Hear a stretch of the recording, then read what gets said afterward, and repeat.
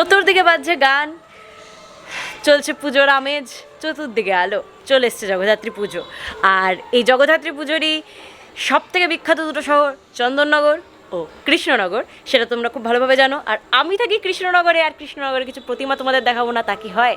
আর আজকে বেরোচ্ছিও, তাই ভাবলাম চলো তোমাদের সাথে কৃষ্ণনগরের প্রতিমা কীরকম কী হয়েছে সেটা শেয়ার করা যায়। কৃষ্ণনগরে তো হয় জগদ্ধাত্রী পুজো বিভিন্ন প্যান্ডেলে থিম, আর আমি যে জায়গায় থাকি সেটা হচ্ছে দর্জিপাড়া, আর দর্জিপাড়ায় অবশ্যই থিম হয়, তাই আগে নিজের পাড়ারই দর্শন করাই। দর্জিপাড়া এবার যে থিমটা করেছে এটার নাম হচ্ছে রংমোহন। তো এরা এখানে বিভিন্ন রকম কালারের বোতল, জলের ড্রাম, তারপর প্লাস্টিকের যা যা জিনিস আছে বলতে পারো প্রায় রিসাইকেল কাইন্ড অফ থিমটা, তো তার উপরে পুরো এই যে প্যান্ডেলটা বানিয়েছে। আর দেখতে গেলে হ্যাঁ খুব যে খারাপ লাগছে তা না, আমার তো বেশ ভালোই লেগেছে। আর এটা তো আমারই পাড়া, আমি আর এখানে আর কী বলবো, কিন্তু হ্যাঁ দেখতে গেলে খুব কিন্তু খারাপ লাগছে না, বেশ ভালোই লাগছে। যেহেতু এটা জগদ্ধাত্রী পুজোর আগের দিন, তাই তখনও সাজ চলছিল, এটা পুজোর দিন ছিল না। আর এই যে আমাদের মা, যার সাজ এখনও চলছে। দর্জিপাড়া থেকে ঘুরে আমরা গলির মধ্যে দিয়ে এখন যাচ্ছি তাঁতিপাড়া বারোয়ারিতে। তাঁতিপাড়ারা হয়তো খুব বেশি থিম করে না, কিন্তু তাঁতিপাড়ার যে মা সে হচ্ছে কৃষ্ণনগরের বড় মা, তাই এখন আমরা দেখতে যাচ্ছি বড় মাকে। এরা যে খুব একটা প্যান্ডেলের থিম বা বিশাল সাজসজ্জা করে তা না, কারণ এটা কৃষ্ণনগরের অনেক পুরনো পুজোর মধ্যে একটি। এটার নামেই কাফি, মানে মায়ের দর্শন মাত্র এখানে সবাই মাকেই দর্শন করতে আসে, প্যান্ডেল দেখতে নয়। তাই এখানে প্যান্ডেলের প্রয়োজন হয় না, এখানে মাই কাফি। এবার আমরা এসে গেছি রাধানগরে, আর এটা হচ্ছে রাধানগরের কৃষ্ণমাতা, আর এরা করেছে কিছুটা রাজবাড়ির মতো কনসেপ্ট। এদের প্যান্ডেলটা অনেকটা একটা রাজবাড়ির ওপর ছিল, কিন্তু এটা কোন রাজবাড়ি বা কী নিয়ে কনসেপ্টটা আমি খুব একটা ভালো করে বুঝতে পারিনি, কোন রাজবাড়ির আদলে এটা করা হয়েছে।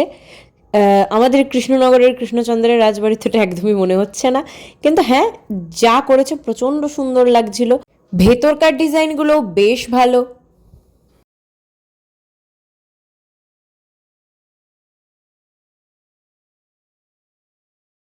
আর এই হলেন ভেতরকার প্যান্ডেলের মা।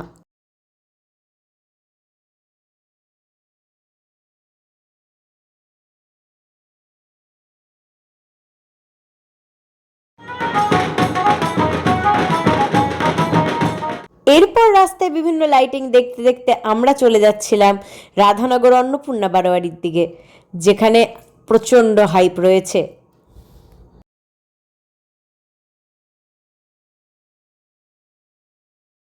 ভয়ঙ্কর লাইন গাইস, পার করবো কতক্ষণে জানি না। প্রচুর লাইন ছিল, কিন্তু আমরা লাকি, আমরা এখানে আসার পরপরই লাইনটা ধীরে ধীরে দেখছি খুব ফাস্ট এগোচ্ছে। তো এরা করেছে শ্রী মহাকালেশ্বর মন্দির উজ্জয়নের। আর বিশ্বাস করো বাইরে থেকে দেখতেই দারুণ লাগছে, তাহলে ভেতরটা কীরকম হবে।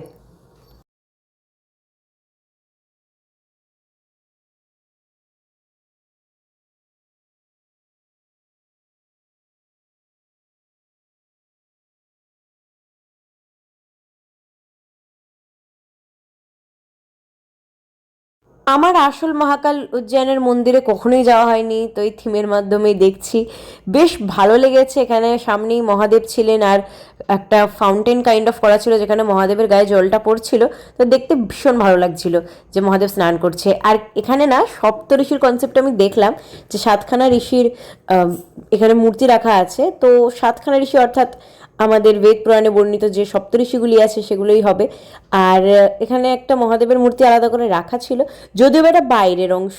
এরপর ভিতরে আরেকটা চমক ছিল, ভিতরে গিয়ে দেখি একদম মহাকালেশ্বর মন্দিরের যিনি মহাকাল, তাকে একদম ওরম ডিজাইনের ভিতরে করা হয়েছে এবং একজন পুজোও দিচ্ছে। আর ইনি হলেন এই ভিতরকার মা, যিনিও অপূর্ব সুন্দর।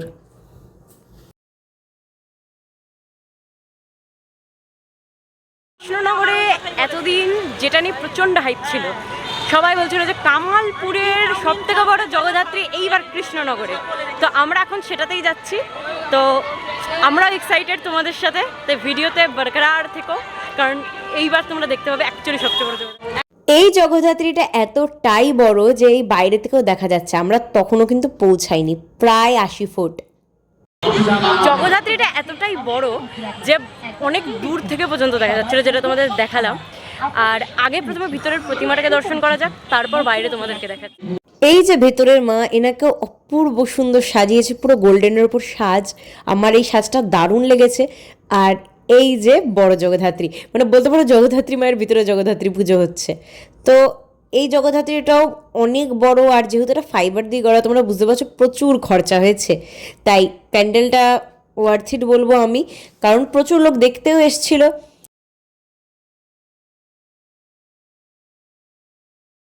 একটা 6 ফুটের মানুষের দিকে আমরা কত উঁচু করে তাকাই, সেখানে এটা 80 ফুট। আমি জাস্ট এর সামনে এইটুকুনি, তাহলে তোমরা ভাবতে পারছো এটা ভীষণ বড়, ভীষণ। এইবার আমরা একটু ঘূর্ণির দিকে আর হাই স্ট্রিটের দিকে যাব, যেখানে প্রচুর ঠাকুর আছে। আর বিশেষ করে আকর্ষণ হচ্ছে আমাদের কৃষ্ণনগরের বুড়িমা। এবার আমরা যাচ্ছি রাধানগর আদি বারোয়ারিতে, যেখানে এরা থিম করেছে অযোধ্যার রাম মন্দির। রাম মন্দিরের এই থিমটায় গিয়ে প্রথমে আমরা ঢুকতে পারিনি, আমাদের একটু দূরে দাঁড়াতে হয়েছিল কারণ লাইন ছিল। হ্যাঁ, এগেইন লাইন, আর প্রচণ্ড ভিড়, গুতোগুতি। তো খানিকক্ষণ দাঁড়িয়ে আমরা লাইটিং শো দেখলাম, কারণ এখানে গান চলছিল আর গানের পাশাপাশি এই লাইটগুলো হচ্ছিল। কিন্তু এখানে আমাকে গানটা কাটতে হয়েছে কারণ কপিরাইট আসতে পারে।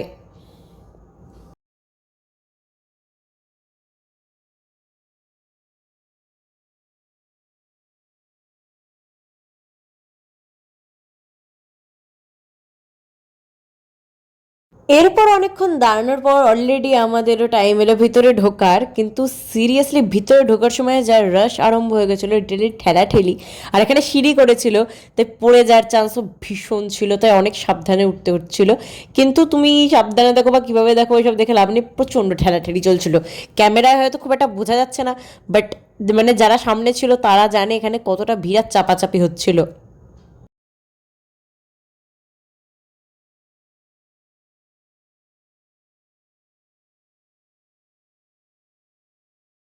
ভেতরটা আমার ঠিকঠাক লেগেছে, বলবো না খুব ভালো লেগেছে। আর দেখতে গেলে না একেবারেও খারাপ হয়নি। এখানে রামলালার মূর্তির জায়গায় এখানে শোলা দিয়ে বানানো হয়েছিল, আর ওপরগুলো বেশ ভালোই লাগছিল, ঝাড়টার লাগানো হয়েছিল। আর এই যে এই প্যান্ডেলের মা, যিনিও অপূর্ব সুন্দর, কারণ আমাদের কৃষ্ণনগর কিন্তু প্রতিমার জন্য বিখ্যাত, আমাদের এখানে কিন্তু লোকে প্রতিমা দেখে। এইবার আমরা হাঁটতে হাঁটতে চলে এসেছি ঘূর্ণির পথে, আর এইবার ঘূর্ণির কিছু থিম আমরা দেখব। এটা হলো ঘূর্ণি দাসপাড়া বারোয়ারি। এদের একজ্যাক্ট থিমের নামটা তো জানি না, তবে এখানে খড় বিচুলি দিয়ে, হাড়ি দিয়ে, কলসি রেখে তার মধ্যে কিছু পাখি ছিল। আর এখানে দেখতেই পাচ্ছ তোমরা খড় বিচুলি দিয়ে ফিগার গড়া। কি বলতে চেয়েছে বা কি বোঝাতে চেয়েছে আমি বুঝতে পারিনি, কিন্তু আই থিঙ্ক কোনো না কোনো ডিপ মিনিং এখানে আছে। আর প্রচুর ঢাক বাজাচ্ছিল, কারণ পুজোর আগের দিনকে মায়ের চক্ষুদান টান হয়। তো এই দেখো এখানে এটা হচ্ছে ভিতরকার প্রতিমা। তারপর আমরা চলে গেছিলাম চামুণ্ডেশ্বরী মন্দির দেখতে। এদের প্যান্ডেলটা নিয়ে আমার একটু এক্সপেকটেশনটা বেশি ছিল, কিন্তু আই থিঙ্ক এটা আমার এক্সপেকটেশন ওয়াইজ হয়নি। আর এদেরকে এখানে উপরে একটা মানুষ বসেছিল, কারণ এখনও লাইট ফাইট লাগানো হচ্ছিল কিছু প্যান্ডেলে। আর এই যে ভিতরকার মা, আর এদের ঠাকুরটা বেশ ইউনিক ছিল, কারণ নিচে একটা অসুর রাখা ছিল। আর এটা তার পাশে একটা মা ছিল, যেটা আমি তোমাদের দেখালাম। আমরা প্রায় ঘন্টাখানেক ধরে হেঁটে যাচ্ছি, ঘূর্ণি স্মৃতিসংঘ পাচ্ছি না। ঘূর্ণি স্মৃতিসংঘতে কেন যাওয়া ম্যান্ডেটরি? কারণ ঘূর্ণি স্মৃতিসংঘ করেছে বৈষ্ণো দেবীর মন্দির, কিন্তু আমরা ঘূর্ণি স্মৃতিসংঘ খুঁজে পাচ্ছি না। সামনে একটা গেট দেখতে পাচ্ছি, এটা যে ঘূর্ণি স্মৃতিসংঘ কোথাও লেখা নেই, কিচ্ছু এখানে কোনো বারোয়ারির ব্যাপারেও লেখা নেই, তাহলে কি করে বুঝবো? তো আমরা ঘূর্ণি স্মৃতিসংঘ দেখার উদ্দেশ্যে লাইট ধরে ভিতরে এগিয়ে যাচ্ছিলাম, কিন্তু ভিতরে ঢুকে বুঝলাম আমরা ভুল জায়গায় চলে এসেছি। এটা ঘূর্ণি স্মৃতিসংঘ নয়, কিন্তু ভাগ্যিস ভুল জায়গায় এসেছিলাম, কারণ এইখানে ভূতের কনসেপ্ট করেছিল, পায়ে হেঁটে ভূতের দেশে। আর ভূতের কনসেপ্ট দেখতে বেশ ভালোই লাগে। তো আমরা ঢুকলাম, এখানে জ্যান্ত ভূত ছিল, কিন্তু আমি ভয় পাইনি। মানে আমি আগেই ক্যামেরা নিয়ে ঢুকে গেছিলাম, তো যারা ভূত হয়েছিল তারাও ঠিক হয় না যে ক্যামেরা দেখে অতটা আর কিছু করেনি। তো হ্যাঁ, মোটামুটি এরা লোকের পিছনে গিয়ে দাঁড়িয়েছিল আর হুট হাট করে চিল্লে উঠছিল। আর হ্যাঁ, এরকম করলে মানুষ তো চমকে যাবে, ভয় পাবে, পাচ্ছিল, কিছু কিছু লোক ভয় পাচ্ছিল, চমকে যাচ্ছিল। আর এই কনসেপ্টটাও বেশ ভালো লেগেছে। আর ভূতের জিনিসগুলো বেশ ভালোই লাগে, মজাই লাগে, ভয় লাগুক বা না লাগুক দেখতে কিন্তু।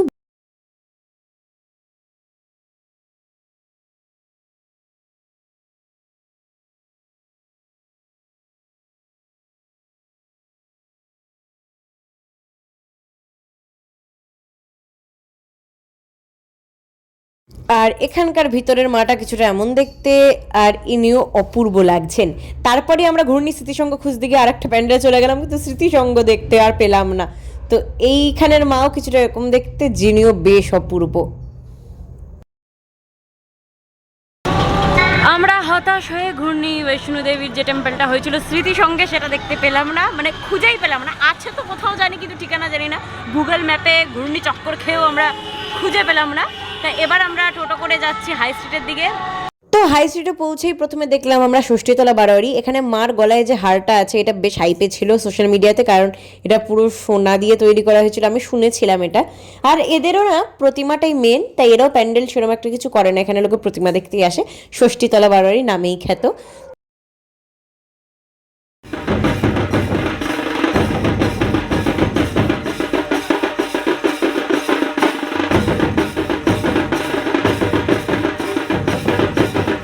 প্যান্ডেল জানি না, কিন্তু ভিড় জব্বর। এরা আপাতত কোনো থিম করেনি, কিন্তু ভিতরকার প্যান্ডেলের কাজটা বেশ সুন্দর লাগছিল। আর এখানে যে প্রতিমা, এর সাজটাও অপূর্ব ছিল, আর প্রতিমাটাও জাস্ট দারুণ দেখতে। তোমরা দেখো মায়ের মুখটা এখানে কতটা মিষ্টি লাগছে আর কতটাই সুন্দর লাগছে, বেশ হয় না, গ্লো করছে, গ্রেস দিচ্ছে। এইবার আমরা যাচ্ছি বুড়িমার দিকে। ক্যামেরা আমার স্টেডি নাও থাকতে পারে, কারণ প্রচন্ড ভিড় থাকবে ওখানে, তো আই থিঙ্ক তোমরা বুঝতে পারবে। এবার এখানে চলে এসেছি, আর খুব একটা ভিড় দেখছি না, কিন্তু সমস্যা চাপ তো আছে। দেখি মায়ের দর্শন সঠিকভাবে করতে পারি কিনা।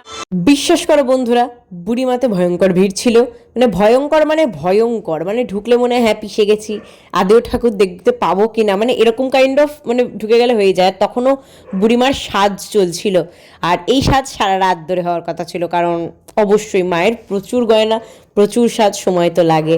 আর লিটারেলি আমরা ভিড়ে পুরো পিষছিলাম। ক্যামেরাতে দেখে অতটা বোঝা যাচ্ছে না, আমি জানি না ক্যামেরাতে কেন বোঝা যায় না, কিন্তু বিশ্বাস করো ভয়ঙ্কর ভিড়, লিটারেলি লোককে ঠেলে মেলে এগোতে হচ্ছিল, আর লোকজনও আমাদেরকে ঠেলে মেলে ফেলে দিচ্ছিল, কিন্তু হ্যাঁ মজা তো পাচ্ছিলাম। আর এই যে আমাদের কৃষ্ণনগরের রানী মা বুড়িমা, আর বুড়িমাকে দেখতে লিটারালি সবাই আসে। আর ইনি আমাদের কৃষ্ণনগরের আসল, নামেই খ্যাত, প্যান্ডেল ফ্যান্ডেল লাগে না, থিম মিম লাগে না, মানে মাই হচ্ছে এখানকার আসল। মাকে দেখে লোকে মুগ্ধ হয়ে যায়, প্যান্ডেল আর লাগে না, বড় বড় থিম আর লাগে না এনাকে দেখতে গেলে, কারণ বুড়িমা তো বুড়িমাই। প্রচুর লোক এনার কাছে এসে মানত করে, পুজো দেয়, মায়ের কৃপায় এদের মনস্কামনা পূর্ণ হয়। আর বলতে পারো আমাদের কৃষ্ণনগরের ঐতিহ্য হলো বুড়িমা।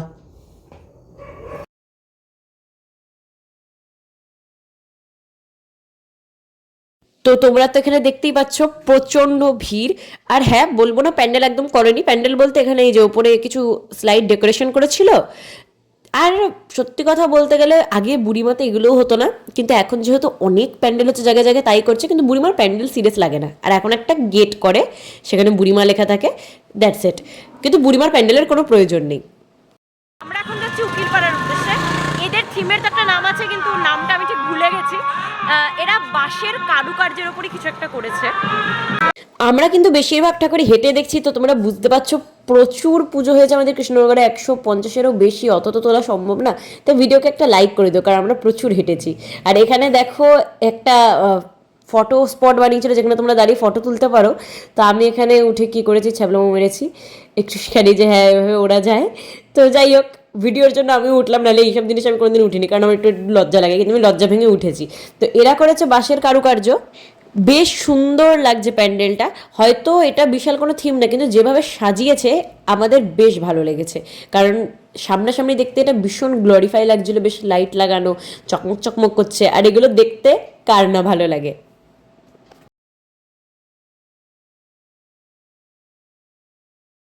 আর এই যে উকিলপাড়ার মা। দেখতে দেখতে আমরা একটু পেট পুজো করছি, আর পেট পুজোর জন্য আমরা কি খাচ্ছি, অরুণ আইসক্রিম। সামনেই অরুণ আইসক্রিমের একটা আউটলেট পেলাম, যার জন্য আমরা খাচ্ছি।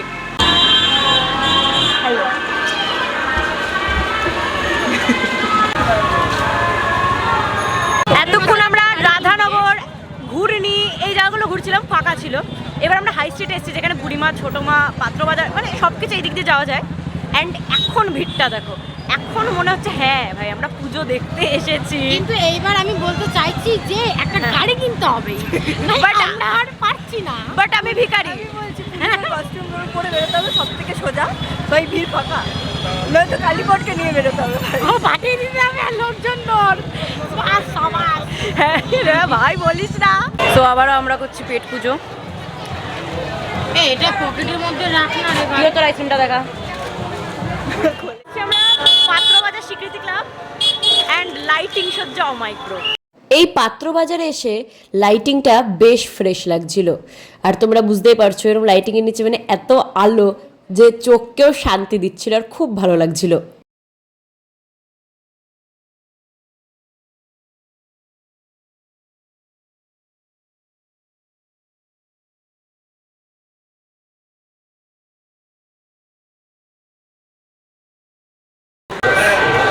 কি যে বাজে ভিড় হতে চলেছে এটাতে, ভগবানও জানে ভাই, আর এরা আমরা জানি, আর মানে কি বাজে ভিড়। বিশ্বাস করো বেশ ভালোই ভিড় ছিল, কিন্তু আমরা তারপর আস্তে আস্তে দেখলাম ভিড়টা বেশ কেটে গেল। তো এরা করেছিল ডমিনো টাওয়ার, যেটা ভালো হয়েছে বলবো না, এরকম ধরনের টাওয়ার তো অনেকজনেরই ভালো লাগে। হ্যাঁ লাইটিং শোফও ছিল, তো দেখতে ভালো লাগছিল, কিন্তু আমার এরকম ধরনের থিমের থেকে না বেশ ওই আগের যে থিমগুলো ওগুলো বেশি ভালো লেগেছে, মানে আমার ওপিনিয়নে। যদিও বা এটা কৃষ্ণনগরে অনেকজন পছন্দ করেছে, অনেক জনের ভালো লেগেছে, কিন্তু আমার এরকম ধরনের থেকে বেশি ভালো লাগে অন্য রকমের যে থিমগুলো সেগুলো।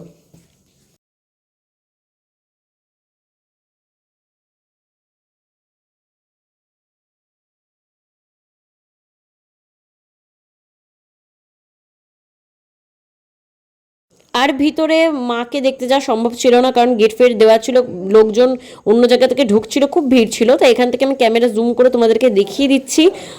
আর আমরা যারা সামনাসামনি ছিলাম তারা মাকে ভালো করেই দেখতে পেরেছি, তাও তো এবছর দেখতে পেরেছি, অন্যবার দেখাও যায় না।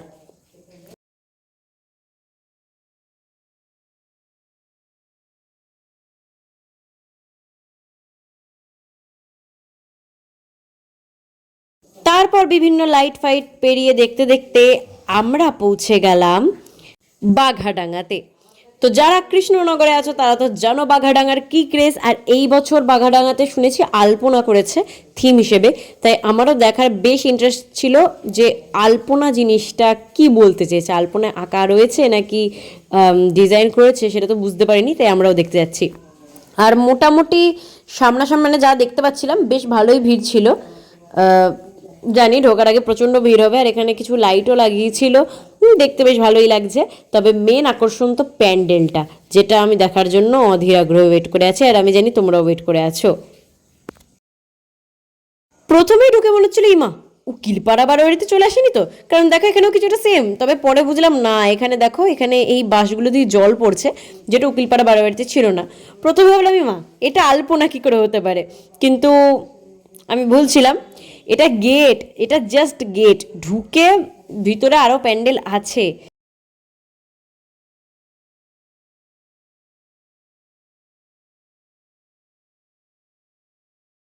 তো এই দেখো এখানে যে কারুকার্যগুলো আছে, যারা কলকা আর্টিস্ট বা যারা আলপনা দাও তারা খুব ভালোভাবে জানবে যে আলপনাতে এরকম কাইন্ড অফ ডিজাইনগুলো ইউজ করা হয়। তো এরা এখানে আলপনা বলতে এটাই বলতে চেয়েছে, আর বিশ্বাস করো প্রচণ্ড সুন্দর লাগছে প্যান্ডেলটা। সিরিয়াসলি প্যান্ডেলটা নজর কাড়া। আগে বাঘাডাঙ্গা এরকম প্যান্ডেল বানাতো না, বাঘাডাঙ্গার মাও নামেই খ্যাত, তবে রিসেন্টলি বাঘাডাঙ্গা এরমভাবে বেশ 2-3 বছর হলো এরমভাবে প্যান্ডেল বানাচ্ছে, আর আমি বলবো খারাপ না, বেশ ভালো লাগছে। আর সব থেকে ভালো আর আনন্দের বিষয় তো আমার কাছে এটা লাগলো যে প্যান্ডেলটা বেশ ফাঁকা ফাঁকা ছিল, সেরকম কোনো ভিড় ছিল না, যার জন্য আমারও বেশ ভালো লাগছে ঢুকতে। তো এইটা ছিল কিছুটা ভিতরের কাজ, আর লিটারালি ভিতরেও বড্ড সুন্দর লাগছে। তোমরা ওপরটাও যদি দেখো, এখানে ওপরে লাইট ঝুলছে, বেশ আকর্ষণীয়, মানে চোখে দেখার মতো। আর ভিতরে বাঘামা এই তো আমাদের বসেই আছেন, আর কৃষ্ণনগরে ইনিও বেশ বিখ্যাত। আর আমি ভিতরে ঢোকার সাহস করতে পারিনি, কারণ প্রচণ্ড ভিড়। এই বাইরে থেকে আমি জুম করে তোমাদের দেখিয়ে দিলাম। বাঘামা অপূর্ব সুন্দর, খুব মিষ্টি, তা তোমরা দেখে নিশ্চয়ই বুঝতেই পারছো।